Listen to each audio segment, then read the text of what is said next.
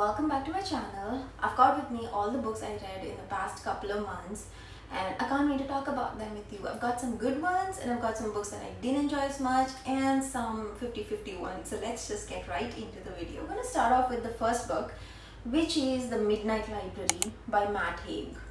So I know this book has a lot of positive and a lot of reviews on Goodreads and a lot of people talk about it, but for me I kind of felt the book was okay-ish, and it's primarily because I went into it thinking this is a fantasy book and I had really high expectations because I really wanted to read a Matt Haig book and The Midnight Library was on the top of my list and I was like, this is the book, this is it. And I went into it thinking it's fantasy and I kind of got disappointed because it's not. And it is sort of fantasy, but then it borders on self-help and self-improvement, and that I did not expect at all.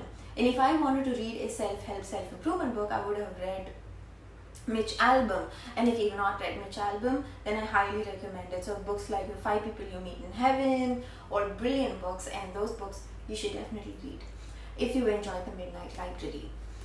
So the story is amazing. The plot and the premise, I completely enjoyed it. So essentially what happens is there's this main female protagonist who is completely unhappy with her life.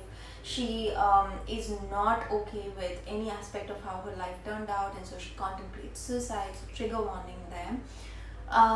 But then she lands up in this library where there are so many books that actually focuses on different ways that her life could have turned out had she chosen a different path. So she gets to relive different areas of her life and find out if she would have been happy had her life turned out like that. And evidently she's not. So every particular life she chooses, she goes and relives it, and if she's not happy, she comes back to the library and she gets to choose a different path and she tries it. That actually makes her happy. And if eventually there is any one path that makes her happy, then she gets to live that life. Now, there's so many heavy morals throughout the book, and there are so many things that make you think twice, and definitely something that I think everybody should read. I would still recommend this book. But what I did not enjoy as much was the pacing was really slow, because we get to see different lives that she could have lived over and over and over again, and there were some elements that got added to the book that I felt was like unnecessary. So I just felt like the book started off great, and had it maybe taken a different route, it would have been even better than what it was now. But still, it's still a great book. I would still recommend it. But I would also recommend Mitch Albom if you like these kind of books. Now the next book I read was, I've read 2 books of David Walliams in the last couple of months. So the next book is The Beast of Buckingham Palace, and I enjoyed it. However, I think a lot of the more recent David Walliams books are not as amazing as the ones that were at the beginning, and these are more like plot oriented and not necessarily moralish, but I still enjoyed it. Would I recommend it if you're already a David Walliams fan? Yes. If you're new to the David Walliams world, then probably no, because there are so many other books that you can read before you get to it. The plot, however, was brilliant, because what we have is a small, frail young boy who is the prince of future dystopian England, which has been taken over by rebels, and there is a revolution that's going on and all of England is being blasted by bombs, and this small little boy, along with the help of his old granny and a bunch of old ladies, actually save England and therefore the world.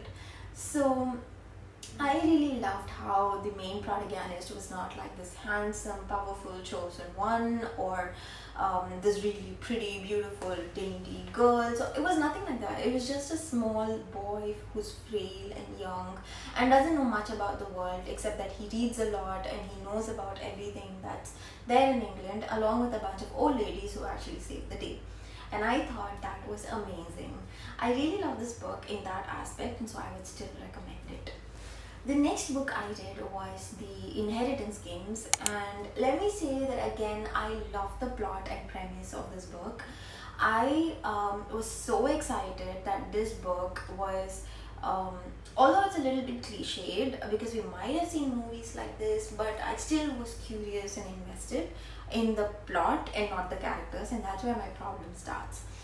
So we follow this main female protagonist who is like an orphan, who is just a normal high school girl who gets picked up and dropped into this mansion and says that she inherits all of this mansion and billions of dollars all of a sudden, and she knows not why, except an old guy who died who's a super big billionaire has written her name in the will instead of his immediate family.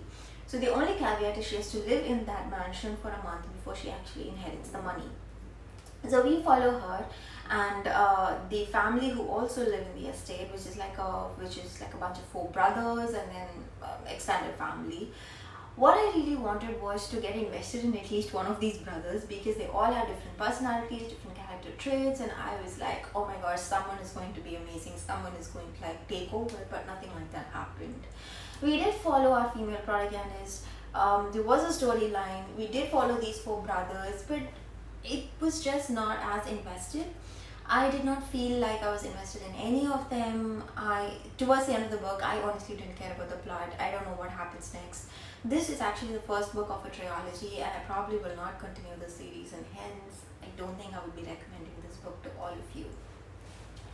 Now the next book I read was American Dirt, and yes, that was some heavy reading. So I wanted to read the American Dirt because there was so much controversy around it, because we have like this American Caucasian author who's written about the book from a Mexican mother's point of view, and it did not dwell well with a lot of people, and this book was one of Oprah's pick in Oprah's book of the month, and I actually wanted to read it and find out what this book was about.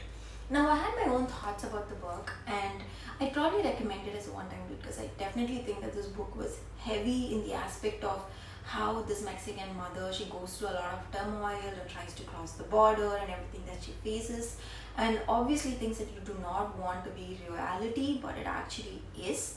So that's kind of heartbreaking. What I did not enjoy as much was this book was a little slow paced, just from a plot point of view, and also there were so many elements in the book that you had to like take in while you were reading it, and it just felt like a bit overwhelming at points. And you could be overwhelmed in some books and it wouldn't like really make a difference, but in this book it felt like, why are you overwhelming me with all of this information?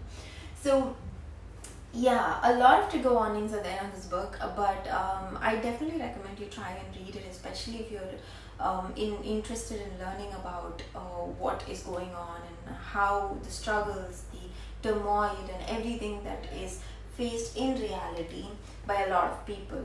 So yeah, that's what I felt about American Dirt. The next book I read was Mega Monster. Now this was another David Walliams book, and again one of his later books, so not necessarily a high on my recommendation list if you're a first time David Walliams reader, but I really enjoyed the book.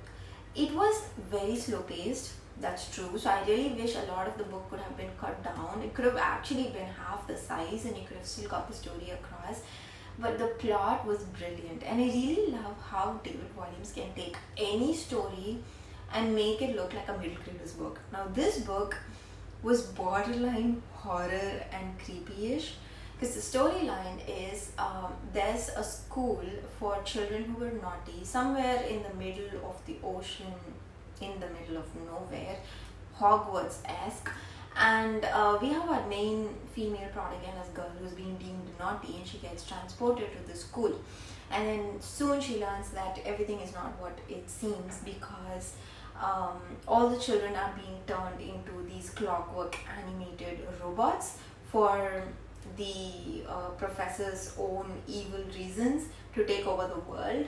And the main dean of the school has already been turned into a maniac robot, and so the school has gotten out of hand with our two main professors who are actually trying to take over. So really the book was creepy. I did not expect so many twists and turns, and I would highly recommend it. But I kind of felt like it was slow paced, like I just mentioned, and it could have been cut short a lot because we have a lot of oops and ifs and buts and whoops, and some of them are not necessary in so many different places of the book. But otherwise, I would still recommend the book. Definitely go ahead and read it. It was so much fun reading this story. The next book I read was Ash Princess. Now, this is one book that did not dwell with me at all during this entire 2 months. I read the book, I was not invested in any of the characters, I barely know their names, I do not think that the plot was great either. It was just a pass for me, and I went in with so much expectations because I wanted to read a lot of Sebastian book for a really long time, and this was such a letdown for me. I don't want to offend anybody who actually likes Ash Princess, so if you're one of the people who do like Ash Princess, then I'm so sorry, but personally it's a no from me and I wouldn't recommend the book. And the last book I read this month was my most favorite book, and that was The Woven Kingdom by Tahira Mafi. So I have read Furthermore by Tahira Mafi, and that was not one of my favorites, so I went into this book a little skeptical because I didn't know what to expect, but I was blown away. I enjoyed this book in so many levels. Now, this book has its own quirks. There were a lot of issues with the book per se, like this book is based off of the Middle East, but you have people addressing people as dukes and duchess and your honor, and I really thought that that wasn't what they would address people in the Middle East. Is probably like caliphates and things like that, I would assume. So I felt like there was a lot of politically incorrect elements in the book, but the plot and Alize, who's our female protagonist, and our male protagonist, everyone was just brilliant. I know that the love, that was more like insta love, because the characters don't really meet each other as much in the book, but there's still some kind of attraction and they fall in love. So that was a little bit cliched as well. But the plot and the premise was just amazing, and I will definitely continue the series. I don't want to give out too much, so if you're thinking of reading The Woven Kingdom, I would highly recommend it. Go ahead and read the book. And this was my favorite of all the books I read in the last 2 months. So there we go. That's all the books I read in the last 2 months. If you enjoyed this video, don't forget to hit the thumbs up and subscribe button, because that will really help me a lot, and I will see you in another video. Bye.